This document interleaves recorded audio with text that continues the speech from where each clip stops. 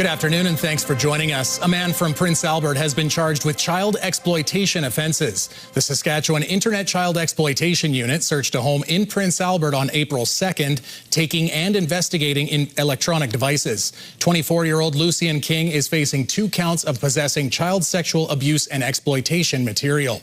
He was in court last week and released on conditions. He's due back in court June 11th. The University of Saskatchewan and the City of Prince Albert have signed a Memorandum of Understanding. The MOU formalizes a structure for the city to work with USask researchers to improve development, transportation, health and wellness, and recreation. The MOU follows a similar one with the City of Saskatoon, where different working groups focus on different issues the city is facing. The principal of the Prince Albert campus says this will open new opportunities for students.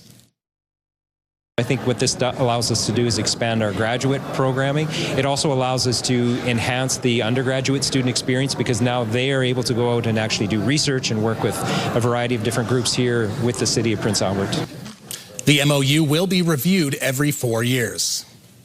The City of Prince Albert has released a report on the quality of drinking water in 2025. The report, completed on April 24th, confirms the city's water quality meets or exceeds requirements. The 2025 Drinking Water Quality and Compliance Report is required by the Water Security Agency and Ministry of Environment once per year. It also shows the city's performance in submitting water samples as required. The full results of the report can be found on the city website.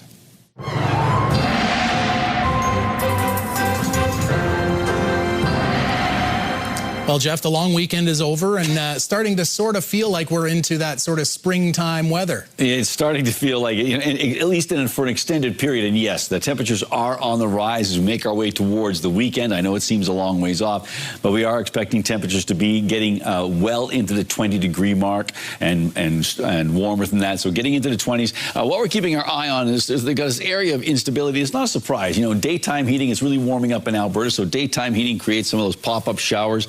And that's certainly moved into parts of Saskatchewan. We'll have to wait and see if that adds up to anything in the overnight period. But right now, it's looking like a mainly cloudy week and warming up in terms of temperatures. And we'll talk about the details later on. The Canadian Force's Snowbirds will be grounded at the end of this year's airshow season. The Air Force says a multi-million-dollar plan to extend the life of the team's jet aircraft has encountered engineering challenges. The planes have been flying for over 60 years now. Flying will be paused until new turboprop aircraft are ordered and delivered after 2030. And so what we've been doing is working hand in glove with the Air Force, the head of the command of the Air Force, working hand in glove, and we have every assurance that the fleet is well positioned to serve for another season, and that at that point the decision was made on the recommendation of the Air Force that we would transition to a new fleet. And that's why we're so proud to be here today to announce that we're acquiring a new fleet, and we're acquiring that fleet directly. The new air demonstration team will retain the Snowbirds name, and Moose Jaw will be the home base.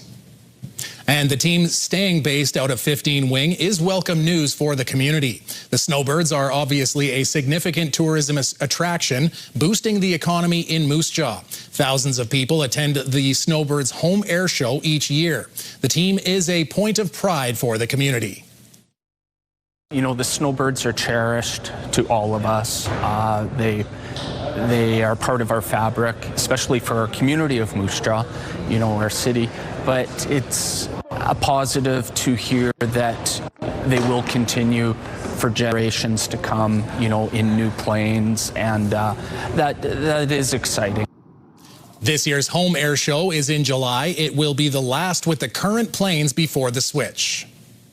The body of a missing Ontario teenager has been found in northern Saskatchewan. 16-year-old Josiah Webb Long from Brampton, Ontario, last spoke to his family a year ago on May 16th. RCMP say Webb Long was living in Pelican Narrows, a remote community in northern Saskatchewan. His body was found during a planned search on Wednesday. Investigators are treating the case as a homicide. RCMP say because this is an active investigation in its preliminary stage, it can't share any more details like what the teen was doing in Pelican Narrows. Anyone with information about the case is asked to contact police. A 36-year-old man was arrested after a surprise visitor was found in a residence on Main Street in Saskatoon. Police were called at about 1:30 Sunday morning, where the occupants reported a man they did not know, who was not wearing any clothing, was in their suite. The man, who appeared to be intoxicated, was taken into custody and released into medical care. SPS says he will be charged at a later date with willfully committing an indecent act and unlawfully entering a dwelling. A Saskatoon man who was a prominent voice against COVID-19 mandates and vaccines has died.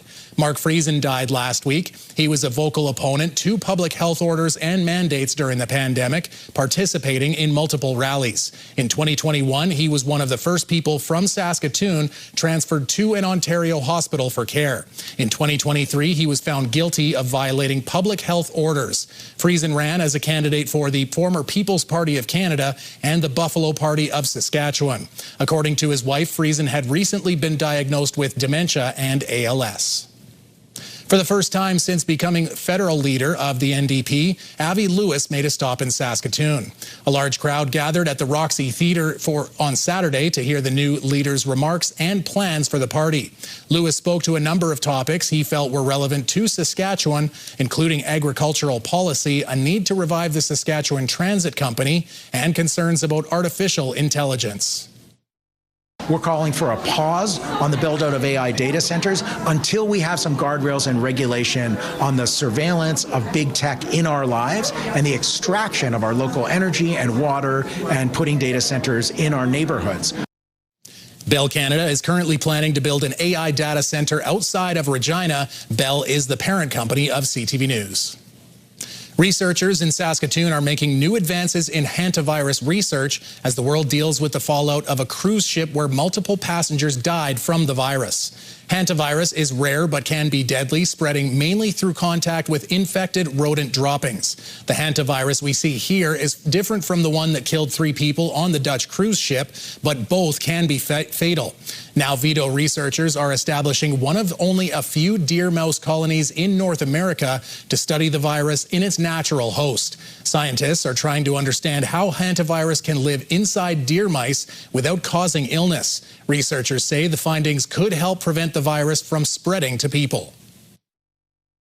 Compare it to infection of the virus in human cells and using other animal models that do get sick, and we can compare the difference between those two. And that can give us an insight maybe into the immune response and what's going on during that infection that leads to disease, and give us potential targets for therapies and treatments. Alberta and Saskatchewan have the majority of hantavirus cases in the country. It's a type of the virus that cannot be transmitted from human to human, like the one that occurred on the cruise ship. The federal government is supporting Black entrepreneurs with more than $2.3 million of funding. The Minister of Women and Gender Equality was in Saskatoon today to announce funding for 2 Saskatchewan-based organizations. The Black Professionals and Entrepreneurs of Saskatchewan Incorporated will expand access to training opportunities and advance digital skills. The organization will get $1.4 million. The Coalition of Black Small and Medium Enterprises will provide training, mentorship, and networking opportunities to help businesses scale up. The coalition is getting $925,000 in federal funding. A Saskatoon resident celebrated her 103rd birthday over the weekend.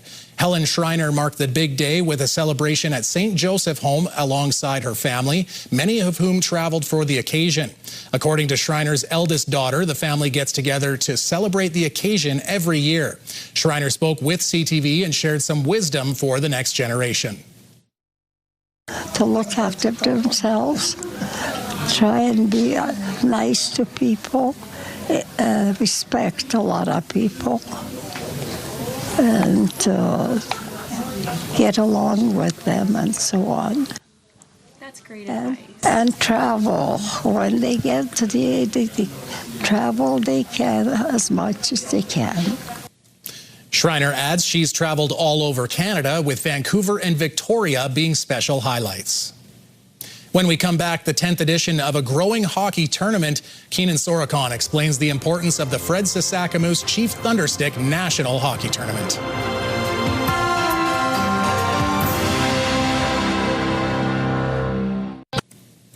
An event that grows every year saw 40 teams come to Saskatoon to compete for the Fred Saskatchewan's Chief Thunderstick National Hockey Championship. Keenan Sorokon was there for the 10th annual tournament. If you would have told Neil Saskatchewan what the Fred Saskatchewan's Chief Thunderstick National Championship would grow to become when the idea was floated around years ago, he wouldn't believe you. Taking in the 4-day National Championship hockey event for First Nations across the country, Saskatchewan knows his father would be proud. Always come home and always be a leader for your people and do what people did for you, for little kids. So that's my dad, but he'd be so proud today. Fred Saskatchewan is remembered as the first Treaty Indigenous person to play in the NHL when he suited up for the Chicago Blackhawks in 1953. He spent much of his life advocating for youth sports and getting together. Community was important to Saskatchewan, who died during the pandemic and wasn't able to see the spectacle the event has become. It's huge. Like, the city of Saskatoon doesn't realize how big this is. They don't, but the hotels do, and this is the largest event Merle Spelster has. Gathering an estimated 15,000 visitors throughout the weekend, 40 teams come here from faraway places, the Arctic, the East Coast, and many remote places in between. Jean-Luc Hervieux was playing in his 5th Freddie. The team from Pessamit drives 8 hours south to Montreal before flying to Saskatoon. But no matter the difficulties and cost to get here, it's the only place they'd spend their May-long weekend. It means a lot to us, especially me. It means everything. We have a good time every year here. That's our favorite weekend. The Chief Thunderstick Championship has become a hockey pilgrimage. Keenan Sorokon, CTV News, Saskatoon. Jeff's got a look at weather coming up after the break, and promising developments in the treatment of Alzheimer's could mean a whole new era in Canada.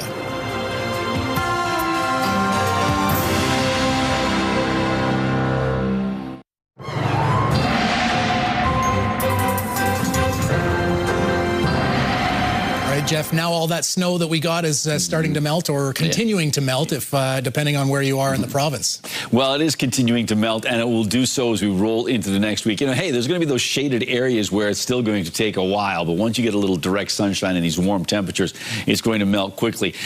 Keeping our eye on this developing situation in Alberta, not a surprise. This time of year, when we get all that moisture on the ground that we had because of the rain and the snow, and then you get these warming temperatures, well, of course, we get these pop-up, due to convective heating, we get these pop-up showers, and those are migrating into Saskatchewan. So those are anticipated, but they're not widespread storms in that respect. So we'll keep our eye on all of that. I'm going to get out of the way here and show you the future cast. So here's what the computer models are trying to tell us. And you can sort of see an organized system, sort of a bit more with more significance, showing up along the Alberta-Saskatchewan border tomorrow morning before noon. But all in all, there might be a bit more organized activity down around the international border south of Regina. But all in all, it looks like it's going to be pop-up thunderstorms or possibility of showers there. So cloudy skies, maybe, you know, some partly cloudy conditions overnight. 5 degrees in Spiritwood, the same for the Battlefords, 3 for Candle Lake, 4 for Birch Hills, 3 in Rostern, 4 in Nipawin, and 3 in Melfort. Some of these places, maybe early in the evening, about a 30% chance of showers, but then that'll go away. Then we roll into tomorrow, where temperatures are back onto the closer to seasonal and warmer. 18 degrees in Spiritwood with mainly cloudy skies, cloudy in the Battleford, 16 degrees. Candle Lake, 21 degrees, 20 in Birch Hills and Rostern and Nipawin. Nipawin, though, it'll probably feel warmer because it looks like a big-time sunshine day for Nipawin and area. And for Melfort, mainly sunny skies and 19 degrees, so a hair above seasonal there. Now on to Prince Albert in detail. Slight chance of showers, risk of a thunderstorm. That is early in the evening, and then that will back off in terms of the risk factor. 3 degrees, the overnight temperature, winds a bit breezy at times. And then as we roll into tomorrow, moderate winds out of the east at 20 kilometers an hour, cloudy skies and 21 degrees. So that's how things are shaping up tomorrow. That snow you see in that image there, that'll be gone. And staying at 21 on Thursday and Friday, 23 on Saturday, Sunday 26, 29 on Monday, and 1 week from today, well, we'll wait and see. But right now we're predicting a high of 30 degrees. That will be pretty good, and I think that'll be good progress. If you were watching the videos of the Waskesiu right at Main Beach, that covered gazebo they had there, it was about chest deep snow a week before May long, and it's big progress. It's only knee deep now. So is that all? There you go. Needy. There you go. Well, Jeff, the Saskatoon Valkyries also had to battle winter-like conditions for their home opener on the weekend. The 10-time Western Women's Canadian Football League champions hosted the Manitoba Fearless at SMF Field with snow, sleet, and temperatures hovering around 1 degree above zero. Teams played tight defense due to the weather. The Valkyries held on to a 7-0 win thanks to a 56-yard touchdown run. The Valkyries are back at SMF Field to host the Regina Riot on Sunday. And the Saskatchewan Roughriders were in Calgary for the first of 2 preseason games. Fans got to see some new faces, including quarterback Braden Shager. Shager again standing in the pocket. Nobody open. Scrambles to his right. Motioning downfield. Gets the ball. Turns the corner. 15 at the 10. At the 5. Lunges for the pylon. Did he make it in the corner? Touchdown, Saskatchewan. Shager scored the team's only touchdown late in the fourth quarter on a 20-yard run. He was 8 for 10 passing with 139 yards. The Riders would drop the preseason opener 20-15. The team is back in Saskatoon for more camp before the final preseason game against Winnipeg at Griffith Stadium in Saskatoon. Do you have a community event you would like to promote? Or maybe you'd like to draw attention to your organization. Let your local CTV station help you spread the word. Contact us at 306-922-6020 or email panews@ctv.ca. You can appear on CTV Prince Albert's News at 5 and get your message to our viewers.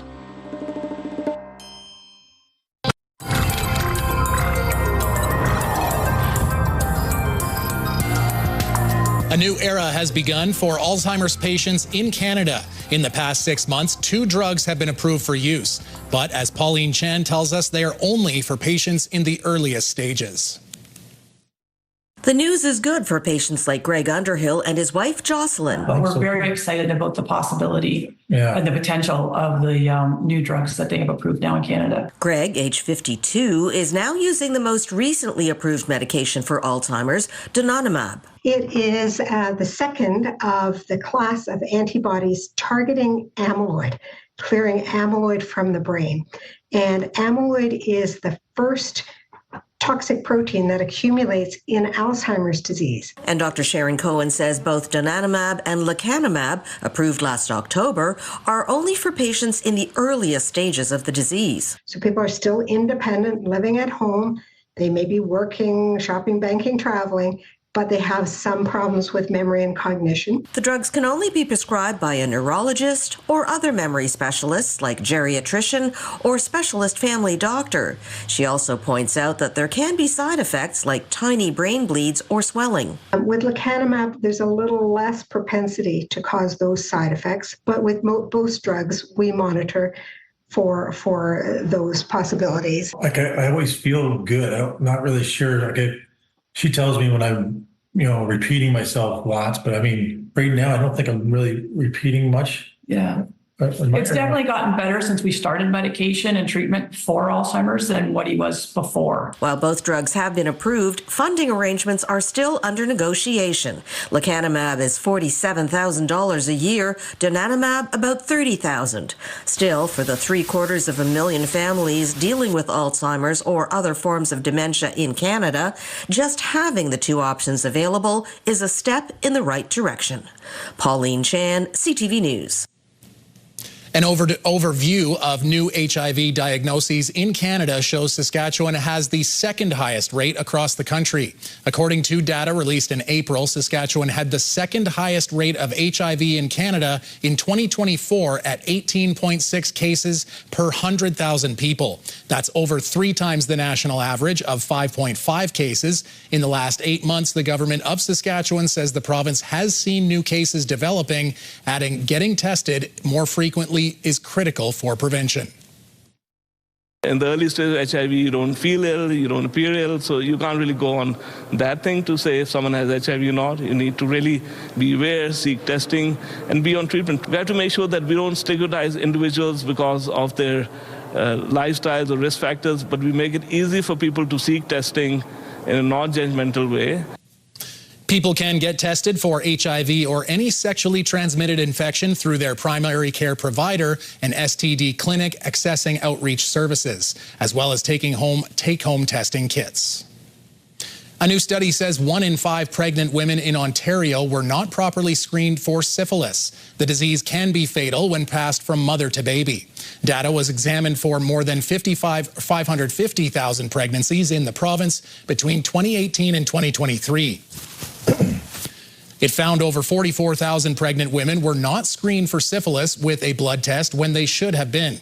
That is in the first trimester or at the initial prenatal visit. The sooner the preventable disease is diagnosed and treated in pregnancy, the less chance there is of adverse outcomes. The data is published in the Canadian Medical Association Journal.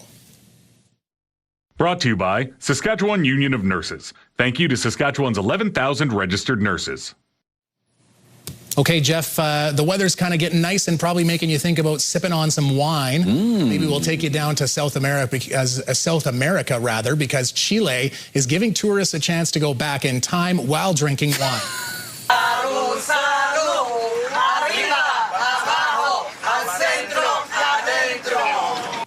Rail carriages dating back to the 1920s and 1960s are in service. They're carrying people to the heart of Chile's wine regions. The trip is called the Train of Memories, and it aims to make the journey part of the experience. One of the carriages on the line offers a disco service on the way back, which may be appealing to anyone who really enjoyed their trip to wine country. And that sounds probably like where I would wind up in that car, I would assume. Sure, there's nothing wrong with that. Or, rolling along, having a good time. And of course, I think we have the Wheatland Express here in Saskatchewan. Don't know if they have a disco night, but they might. Okay, there you go. Well, you got to also have a sort of a timeout car. I mean, it's going to happen. Someone's going to have too much fun and enjoy too much wine and try to sample everyone under the vine or off the grape. And there you go. The timeout car right now. What?